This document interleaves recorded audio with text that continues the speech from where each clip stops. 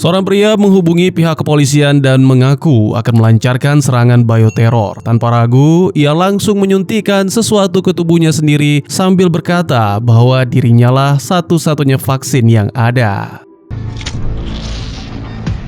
Di gedung yang sama, perusahaan bioteknologi Change Bio tengah menggelar presentasi besar. Sejong, seorang ahli bioteknologi, hadir atas undangan mantan suaminya, Yuseong, yang berharap bisa membantunya mendapatkan pekerjaan di sana. Sejong sempat menyindir Yuseong karena masih repot mengurus mantan istri, padahal sudah punya istri baru. Tapi Yuseong mengaku datang karena penasaran. Sejong menerima undangan pribadi berisi pesan puitis yang misterius.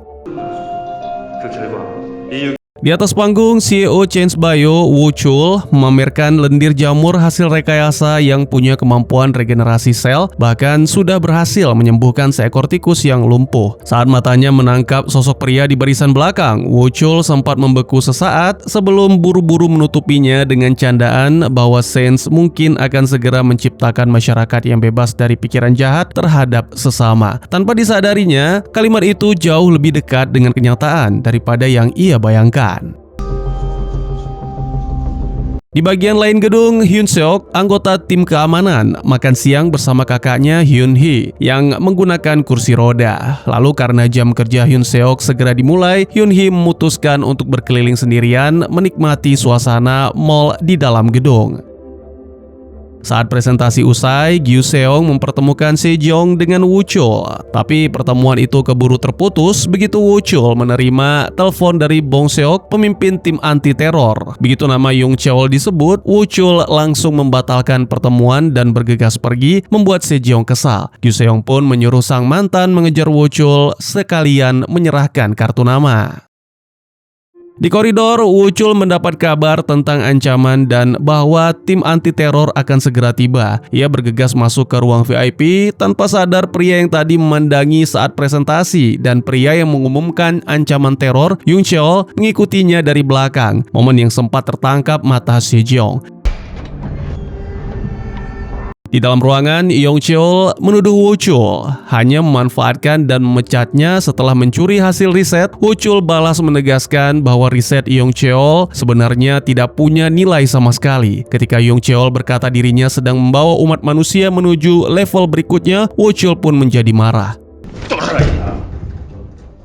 Seo Jeong yang melihat ketegangan itu dari luar memilih untuk pergi begitu saja. Sementara di dalam, Young Cheol menjelaskan maksud sesungguhnya bukan memusnahkan manusia, tapi melahirkan bentuk manusia baru yang saling terhubung sempurna tanpa rasa cemburu atau curiga. Lalu tepat saat Woo Chul hendak melangkah pergi,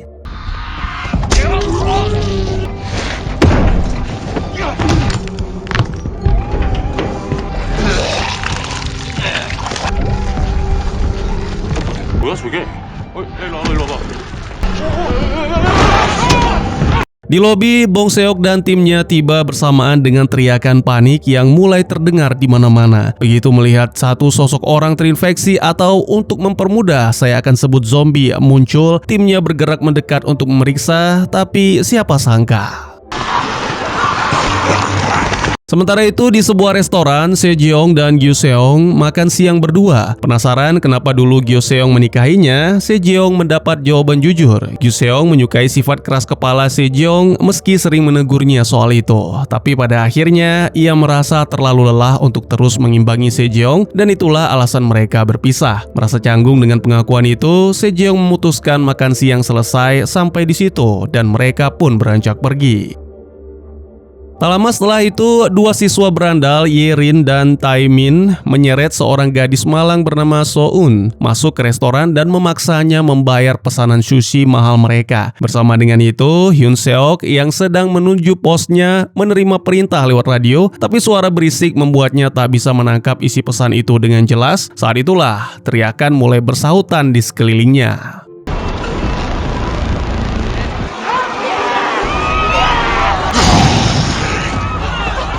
Dua orang yang berlari tanpa arah menabrak Hyun-hee hingga terjatuh dari kursi rodanya dan tak satu pun yang berhenti untuk menolong. Mendengar teriakannya, Sejong bergegas kembali bersama Gyu-seong untuk membantu Hyun-hee naik lagi ke kursi rodanya karena zombie memenuhi hampir semua koridor. Kelompok itu akhirnya bersembunyi di sebuah toko perlengkapan camping bersama beberapa penyintas lain. Melihat Bong Seok sedang kewalahan melawan salah satu zombie, Sejong kembali keluar untuk menolongnya dan mereka berdua bergegas masuk lalu mengunci pintu. Zombie-zombie di luar langsung menumpuk menempel di dinding kaca, membuat Bong Seok mundur ketakutan hingga tanpa sengaja mematikan lampu toko.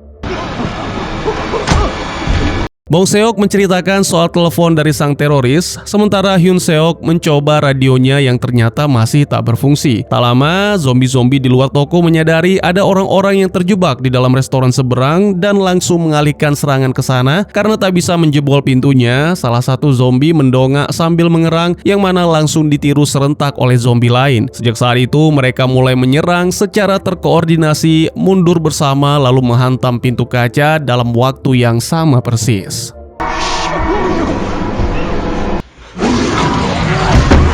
Saat kaca mulai retak, Sejong buru-buru menuliskan pesan matikan lampu di layar ponselnya agar terlihat oleh So-eun di dalam restoran. So-eun pun cepat-cepat menekan semua saklar hingga ruangan gelap total, membuat para zombie merangkak menjauh. Sayangnya, sebuah layar iklan di restoran itu tiba-tiba menyala dan menampilkan video, dan karena zombie tak bisa membedakan gambar bergerak dengan manusia sungguhan, mereka kembali berbondong-bondong mendorong untuk mencapai layar itu.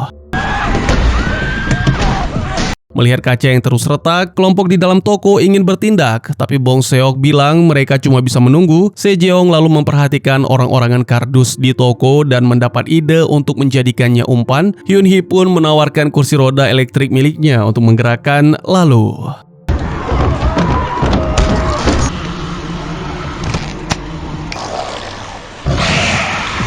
Sejong membuka pintu dan memanggil orang-orang di restoran untuk menyeberang. Mulanya hanya So-eun yang berani bergerak, tapi keberaniannya itu memicu yang lain untuk ikut menyusul. Namun Yerin terlalu takut untuk melanjutkan dan malah kembali ke restoran, memaksa Gyu-seong untuk menjemputnya.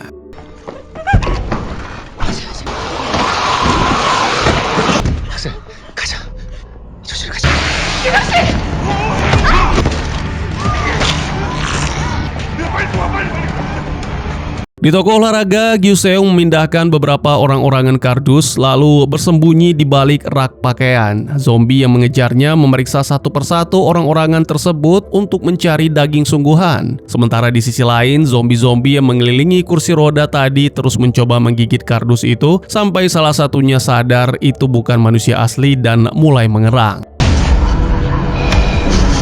Sejong menyadari inilah cara para zombie saling bertukar informasi dan berevolusi begitu cepat. Zombie di toko olahraga bahkan mulai berdiri tegak dengan dua kaki, tak lagi merangkak, lalu berhasil menemukan Gyu-seong yang langsung berusaha kabur. Ia sempat menjatuhkan si zombie sebelum akhirnya lolos sesaat, namun saat hampir mencapai Sejong, zombie lain keburu menerkam dan menggigitnya. Sejong yang ingin menolong tapi segera ditarik mundur karena sang mantan sudah tak terselamatkan.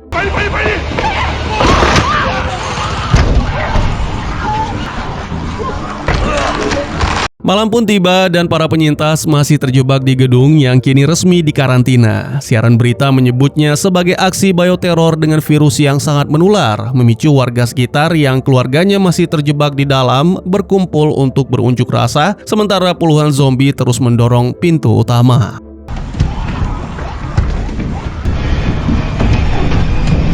Di dalam toko, para penyintas bergiliran menelepon keluarga masing-masing. Ponsel Gyu-seong menerima panggilan dari istrinya, Seol-hee, dan sangat disayangkan, Sejong lah yang harus menyampaikan kabar duka itu, membuat Seol-hee yang hancur segera menutup telepon untuk menenangkan putrinya. Hyun Seok sementara itu menemukan alat yang bisa dipakai untuk menggendong saudarinya di punggung. Saat kelompok bertanya-tanya kapan bantuan akan datang, Bong Seok terpaksa mengabari bahwa tak ada yang akan datang selama gedung masih dikarantina. Satu-satunya jalan keluar adalah menangkap Yong Cheol sebab vaksinnya ada di dalam tubuh Yong Cheol sendiri. Sejong lalu menceritakan apa yang ia saksikan di ruang VIP lantai 3 sekaligus menjelaskan bahwa zombie-zombie itu berevolusi sangat cepat lewat jaringan komunikasi berbasis lendir yang mereka bentuk.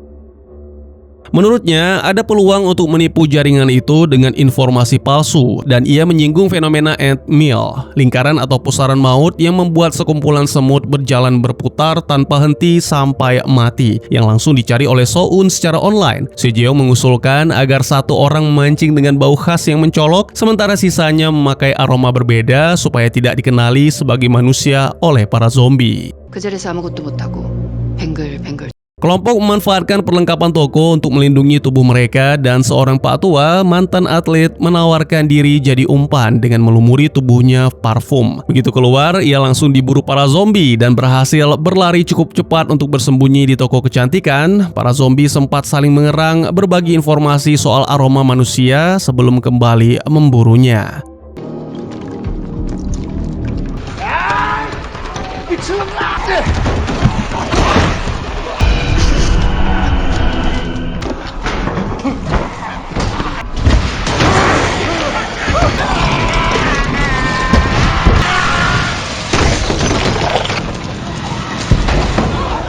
Begitu para zombie mengikuti jejak parfum ke ruangan lain, toko itu akhirnya benar-benar kosong dari zombie. Sekelompok bergerak hati-hati menyusuri area belakang gedung sampai Yerin tak sengaja menabrak salah satu zombie dan terjatuh.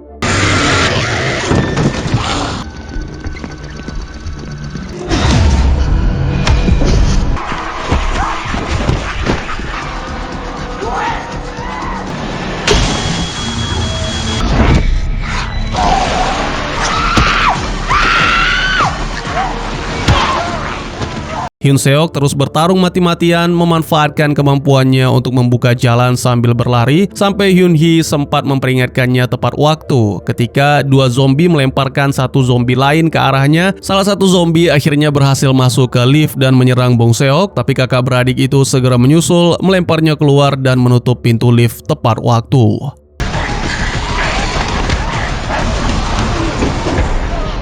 Di tengah kekacauan itu, siaran berita mengangkat latar belakang Young Cheol. Ayahnya dulu bekerja di sebuah universitas ternama sebelum ketahuan menyalahgunakan dana riset dan mengeksploitasi mahasiswa bimbingannya. 4 minggu setelah skandal itu terbongkar, ayah Young Cheol mengakhiri segalanya. Para wartawan pun mulai menduga-duga apakah aksi teror Young Cheol ini sebenarnya murni soal dendam. Sesampainya di lantai 3 di sebuah ruangan, Bong Seok membuka pintu toilet dan mendapati Young Cheol berdiri tenang di dalamnya, lalu langsung menangkapnya. Young Cheol memperingatkan bahwa memakai air tadi adalah kesalahan besar, sebab begitu menguap, air itu justru mempercepat penyebaran jaringan lendir lewat udara. Bong Seok kemudian memutuskan mereka harus menuju ke atap untuk dievakuasi karena tim penyelamat menolak masuk selama para zombie masih berstatus pasien terinfeksi yang tidak boleh dibunuh. Untungnya, Hyun Seok tahu jalan menuju lift barang yang hanya diketahui karyawan. Selama lift bergerak naik perlahan, Bong Seok mengirim pesan ke timnya untuk bertemu di atap. Young Cheol sempat memuji kemampuan pak tua mantan atlet, padahal itu cuma pengalihan agar lift berhenti tepat di lantai 9 begitu pintu dibuka. Sisa kelompok berjuang mendorong para zombie keluar, sementara Young Cheol dengan tenang melenggang pergi tanpa diserang sedikit pun, membuat semua yang menyaksikannya terkejut sebelum pintu lift kembali tertutup. Saat kelompok masih berdebat soal langkah selanjutnya, lift mereka berhenti di lantai 30, tempat zombie sedang menggendong zombie lain seolah mengejek kakak beradik Hyun Seok dan Hyun Hee. Tak ingin berhadapan dengan gerombolan baru, mereka memilih turun ke basement 2, tempat ruang kendali kamera pengawas berada.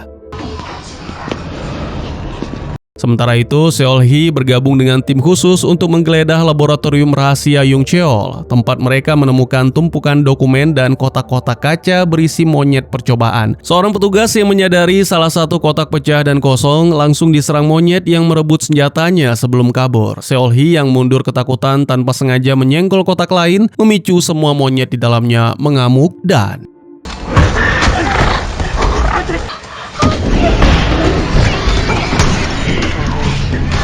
satu persatu agen mulai tumbang, dan saat seekor monyet nyaris menyerang Seol Hee lagi setelah ia berhasil mendorongnya menjauh 2 kali, seorang prajurit akhirnya menembak mati monyet tersebut. Seketika seluruh monyet lain membeku total. Seol Hee lantas memeriksa papan data dan menyadari semua monyet itu ternyata terhubung dengan monyet yang baru saja tewas, monyet bernomor 1, sang pengendali utama.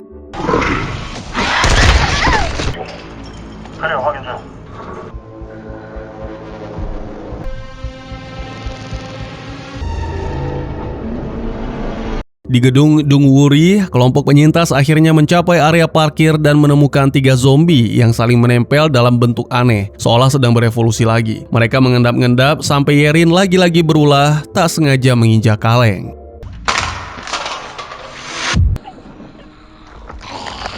Setibanya di ruang kendali, mereka menutup semua jendela dan mulai memeriksa kamera pengawas. Sejong teringat bahwa Young Cheol tahu soal kemampuan sang atlet, padahal saat itu ia sedang terkurung di kamar mandi. Artinya, ia bisa melihat lewat mata para zombie. Lewat kamera, mereka menemukannya di lantai 3, sedang menyisir sesuatu sambil sesekali berhenti untuk menyelaraskan penglihatannya dengan para zombie.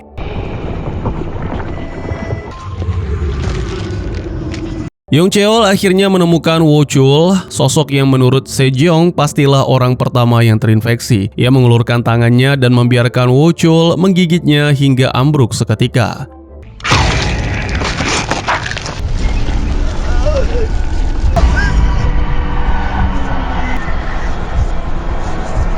Bong Seok melihat ini sebagai kesempatan emas untuk bergerak ke lantai 3, sehingga Hyun Hee memilih tinggal di ruang kendali untuk memandu mereka lewat kamera dan grup chat di ponsel. Kelompok pun naik lewat tangga tanpa gangguan berarti karena para zombie masih dalam kondisi membeku. Mereka dengan mudah menemukan Young Cheol dan langsung menggotongnya.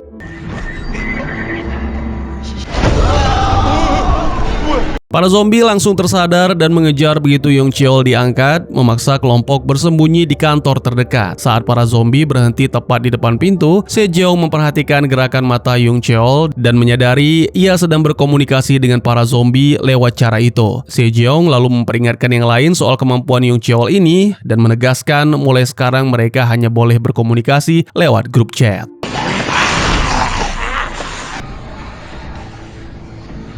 Sambil bergerak menyusuri koridor, Hyun Hee terus mengirim petunjuk arah lewat pesan. Begitu mencapai lantai 4, Bong Seok sadar mereka sedang menuju kembali ke ruang kendali dan langsung mengeluh, mengusulkan agar mereka meninggalkan Hyun Hee saja dan langsung menuju atap. Ucapan ceroboh itu ternyata terdengar sampai ke jaringan zombie yang terhubung dengan Young Cheol, dan tak lama kemudian gerombolan yang sudah cukup pintar membaca peta di komputer langsung diarahkan mengepung ruang kendali.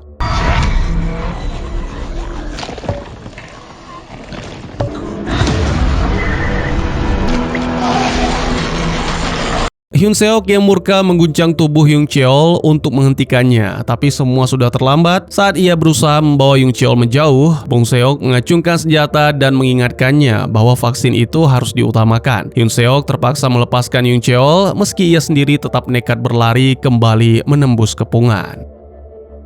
Sementara ruang kendali mulai dikepung zombie, Sejong merebut senjata dari Bong Seok dan bersikeras mereka harus menunggu kakak beradik itu kembali. Namun, seorang penyintas lain menariknya dari belakang hingga senjata itu terjatuh dan Bong Seok yang mengambilnya balik justru memukul Sejong dengan senjata itu sebelum memaksa semua orang bergerak menuju atap.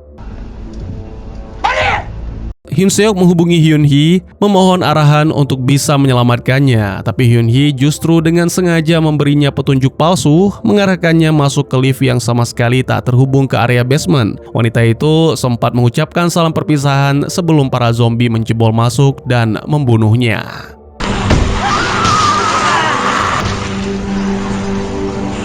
Tak lama kemudian, kelompok menerima pesan dari Hyun Seok yang bersumpah akan membalas dendam pada Young Cheol dan mengancam tak seorang pun penyintas akan keluar hidup-hidup. Mendengar itu, Young Cheol malah tertawa. Adegan kemudian menampilkan Hyun Seok setelah melilit tangannya dengan lakban dan mempersenjatai diri dengan pisau. Ia menyusuri koridor sambil membantai zombie tanpa ampun.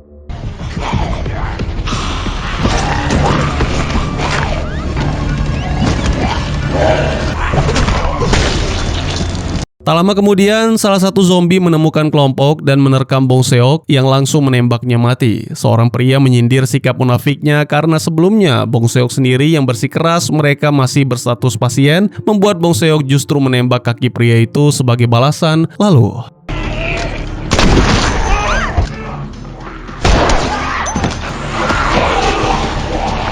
Bong Seok menunggu sampai suara erangan gerombolan itu lewat sebelum berani keluar bersama Yung Cheol. Tapi ternyata para zombie sengaja diam-diam menunggu sebagai jebakan. Pertarungan pun pecah dan Bong Seok terpaksa memakai seluruh kemampuan bela dirinya untuk melawan mereka sekaligus, memberi celah bagi Sejong dan kedua gadis untuk merebut Yung Cheol dan menyeretnya pergi. Bong Seok yang berhasil mengambil kembali senjatanya sempat menembaki para zombie, tapi suara tembakan itu justru mengundang lebih banyak lagi.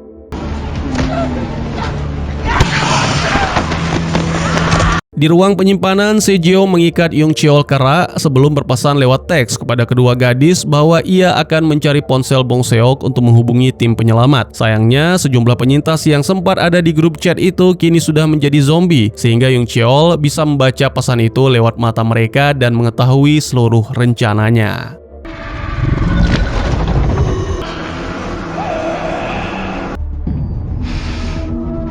Di sela itu, Yerin mengalami keruntuhan emosi dan meminta maaf kepada So-eun yang hanya merespon agar permintaan maafnya ditunda sampai mereka benar-benar berhasil selamat. Sementara itu, di luar gedung, Seol-hye menjelaskan kepada pasukan khusus bahwa para korban terinfeksi tak mungkin disembuhkan karena kerusakan sel sarafnya bersifat permanen. Tapi membunuh orang yang pertama kali terinfeksi akan menghentikan seluruh yang lain. Para petugas pun menghubungi perusahaan keamanan gedung untuk mengakses rekaman kamera demi melacak orang pertama itu. Dan setelah pencarian panjang, mereka akhirnya memastikan Woo Chul lah yang menjadi zombie pertama.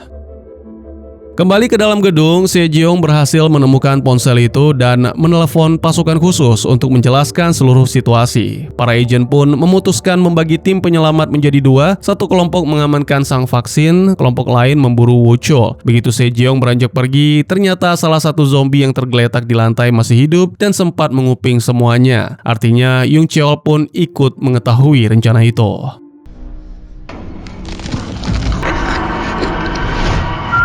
Tim penyelamat mendarat di atap dan mulai bergerak turun, membunuh beberapa zombie yang menghalangi jalan mereka. Namun Yung Cheol telah mengirim satu gerombolan besar untuk memblokade sebuah koridor, membuat separuh tim penyelamat langsung kewalahan menghadapi jumlah zombie yang begitu banyak. Di ruang penyimpanan, kedua gadis remaja sempat girang mendengar ketukan dan suara yang mengaku sebagai tim penyelamat. Begitu pintu dibuka, mereka baru sadar para zombie kini sudah bisa berbicara. Yerin dengan teganya melempar So-eun ke arah zombie sebagai pengalih perhatian lalu mencoba kabur, tapi ia sendiri malah menabrak zombie lain dan ambruk akhirnya.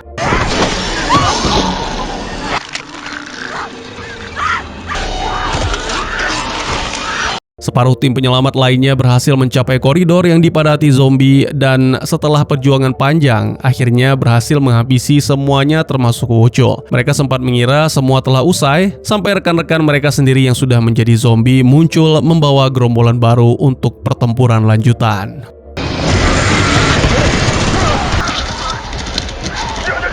Di ruang laundry, Sejong bersembunyi sambil mengawasi Yung Cheol berjalan bersama pasukan zombinya. Tiba-tiba Hyun Seok muncul dan mulai membantai para zombie yang anehnya tak melawan balik sama sekali. Yung Cheol menyadari tubuh Hyun Seok sudah terlalu banyak berlumuran darah dan lendir zombie hingga mereka tak lagi mengenalinya sebagai manusia. Sampai akhirnya Yung Cheol memberi perintah langsung untuk menyerangnya.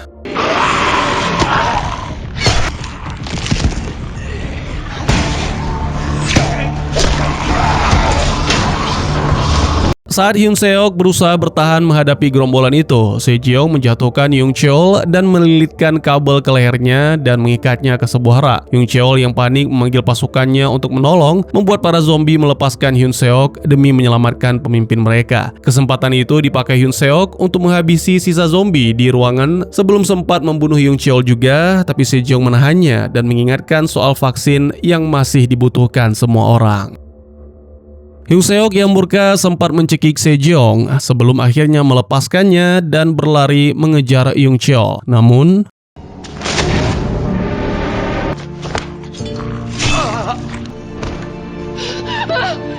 Yung Cheol akhirnya menemukan Sejong yang langsung melempar undangan misterius itu ke arahnya setelah menyadari dialah pengirimnya. Jadi dulu Sejong lah yang melaporkan skandal korupsi ayah Yung Cheol dan Yung Cheol sempat mendengar namanya disebut lewat telepon saat itu.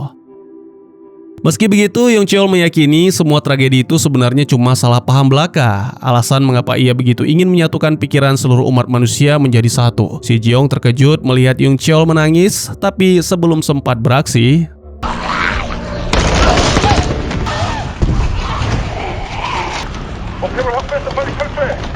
begitu ada celah, Sejong berlari bersembunyi lagi di ruang penyimpanan meski para zombie di luar pintunya tetap enggan beranjak. Seol-hee kemudian menghubungi Sejong dan menceritakan soal para monyet utama yang mereka bunuh ternyata bukan yang pertama terinfeksi, melainkan pengendali yang menghubungkan semua yang lain. Seol-hee lantas berusaha meyakinkan atasannya bahwa Young Cheol harus dibunuh, tapi mereka menolak karena masih menganggapnya sebagai satu-satunya vaksin. Saat tim pengawal hampir mencapai atap, lebih banyak lagi prajurit yang telah menjadi zombie muncul dan membantai seluruh agen. Young Cheol kemudian membawa pasukannya naik ke atap untuk menghabisi sisa personil di sana juga. Mereka lalu turun dengan meluncur lewat tali dan mendarat langsung di area parkir. Tempat Young Cheol memakai ponsel salah satu prajurit untuk menelepon atasannya dan berbohong bahwa penangkapan telah berhasil. Tak lama, mereka naik ke sebuah van dan akhirnya benar-benar keluar dari gedung dan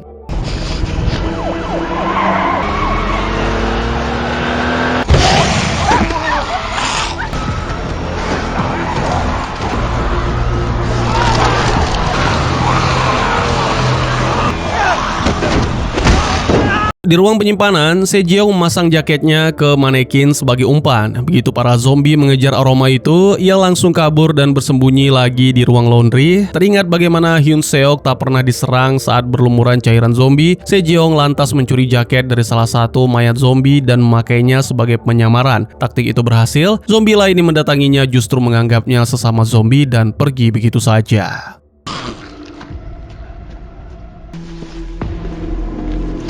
Sementara itu, Seol-hee yang tengah dievakuasi bersama atasannya menerima telepon dari Seo-jong yang sudah berhasil keluar dan ingin tahu lokasi terakhir sang musuh. Seol-hee segera kembali ke tenda komando dan menjadi satu-satunya orang yang menyisir rekaman kamera untuk melacak. Sejong mencuri sebuah mobil dan mengikuti arahan Seol-hee hingga menemukan Young Cheol yang berhasil menghindar tepat waktu dari terjangan mobilnya.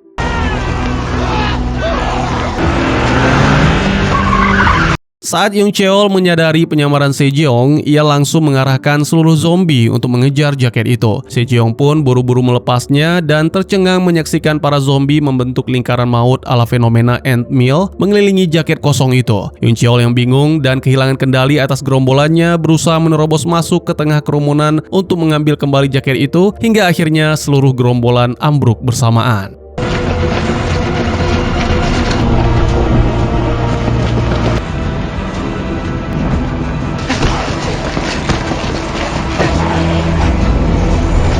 Begitu tersadar, para zombie itu kembali merangkak dengan 4 kaki, tanda bahwa evolusi mereka telah diriset total. Menyadari hal itu, Sejong nekat menerjang Young Cheol yang dengan mudah menjatuhkannya. Namun ini semua bagian dari rencana.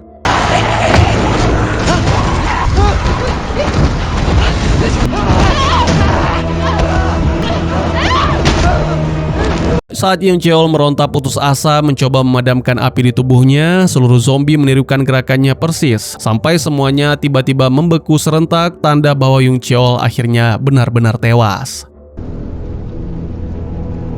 Sambil menatap sosok-sosok membeku yang kini seperti patung, Seo-jong menelpon Seol-hee yang mengkonfirmasi bahwa seluruh zombie di setiap penjuru kota ikut membeku pada saat bersamaan. Tanpa vaksin yang tersisa, Seo-jong berjalan pergi sambil membahas dengan Seol-hee bagaimana caranya menjelaskan semua ini kepada publik. Namun, tepat setelah Seo-jong berlalu,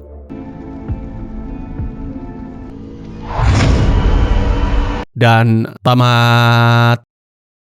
Judul asli film ini, Gunche, sebenarnya istilah biologi yang berarti koloni, sekumpulan organisme yang hidup saling terhubung dan bertindak sebagai satu kesatuan seperti koloni semut atau karang. Bukan tanpa alasan, sebab sang sutradara Yeon Sang-ho memang sengaja nggak bikin zombie yang cuma lari kencang dan menggigit sembarangan kayak film-filmnya yang lain. Setiap individu yang terinfeksi di sini justru jadi bagian dari satu otak besar yang saling berbagi informasi lewat jaringan lendir, sehingga mereka bisa belajar, meniru, bahkan menyusun strategi bersama. Konsep itulah yang bikin film ini terasa berbeda dari genre zombie kebanyakan. Menariknya, ide zombie kolektif ini ternyata lahir dari kekhawatiran pribadi sang sutradara soal kecerdasan buatan. Dalam sebuah wawancara, beliau blak-blakan bilang ide film ini muncul waktu ia mempelajari cara kerja AI dan menemukan konsep universal thinking, kecenderungan sebuah sistem buat terus kembali ke satu pola berpikir yang seragam. Ia mengaku khawatir AI dan media sosial pelan-pelan menggiring manusia ke cara berpikir yang makin sama semua, sampai kehilangan keberagaman perspektif. Jadi, zombie yang terhubung di film ini adalah metafora buat ketakutan nyata soal manusia yang makin homogen karena teknologi. Lebih dalam lagi, ada ironi besar yang jadi inti tema film ini. Yong Chul sebenarnya sangat ingin menyatukan pikiran semua manusia biar nggak ada lagi kesalahpahaman seperti yang dulu menghancurkan keluarganya. Tapi ironisnya, ia sendiri yang akhirnya kalah gara-gara gagal berkomunikasi dengan pasukan zombinya di detik-detik terakhir. Sebaliknya, Sejong dan Seol-hee justru menang karena mereka saling berbagi informasi dan bekerja sama lewat telepon sepanjang film. Beberapa ulasan pun menyebut ini sebagai pesan utama cerita, bukan kekuatan fisik yang menyelamatkan manusia, melainkan kemampuan untuk benar-benar saling mengerti satu sama lain.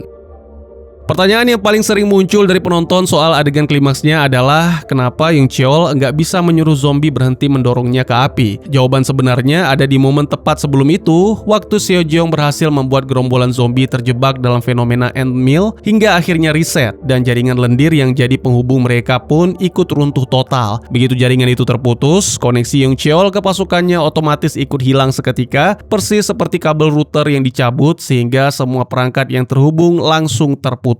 Jadi ini bukan plot hole, melainkan konsekuensi logis dari cara kerja jaringan kolektif yang sudah dibangun sepanjang film. Soal adegan penutup, itu sering dibaca sebagai metafora sistem yang enggak berpusat di satu titik, kayak AI. Mematikan satu otak pusat, dalam hal ini Young Cheol memang bikin semuanya berhenti sesaat, tapi kalau sistemnya dibangun dari banyak titik yang saling terhubung, selalu ada kemungkinan sistem itu bisa boot ulang dari titik lain. Gerakan kecil di detik terakhir itu jadi penegasan tema besar film ini. Ancaman berbasis kecerdasan kolektif enggak segampang itu benar-benar padam, hanya dengan mematikan satu sumbernya. Lalu soal kemungkinan lanjutan, dalam wawancara dengan Variety, sang sutradara sempat memberi kode ada rencana lanjutan buat universe cerita ini, meski bukan dalam bentuk yang mungkin dibayangkan penonton. Beberapa laporan menyebut sedang disiapkan buku pendamping yang bakal menjelaskan lebih detail soal latar belakang dan karakter-karakter di film ini. Bahkan ada rencana game juga, jadi ceritanya kemungkinan besar belum benar-benar selesai, hanya akan dikembangkan lewat medium yang berbeda. Jadi, bagaimana menurut kalian? Mungkin segitu saja teman-teman, terima kasih buat yang sudah menyaksikan. Silahkan memberikan komentar, bertanya, ataupun merequest kira-kira film apa yang menarik untuk dibahas. Bisa lewat kolom komentar, atau buat yang malu-malu bisa via DM ke Instagram saya di @teguhgusto. Insya Allah pasti akan dibaca. Mari kita jadikan kolom komentar sebagai sarana penambah wawasan dan menciptakan jalinan persaudaraan, bukan malah menjadikannya sebagai tempat pembulian sehingga menciptakan permusuhan. Jangan lupa untuk dukung terus channel ini dengan cara share, like, dan subscribe, karena dukungan dari kalian sangat berharga bagi saya demi perkembangan channel ini. Saya Gusto, sampai jumpa di video selanjutnya. Tetap semangat, tetap bersyukur setiap hari. Dadah!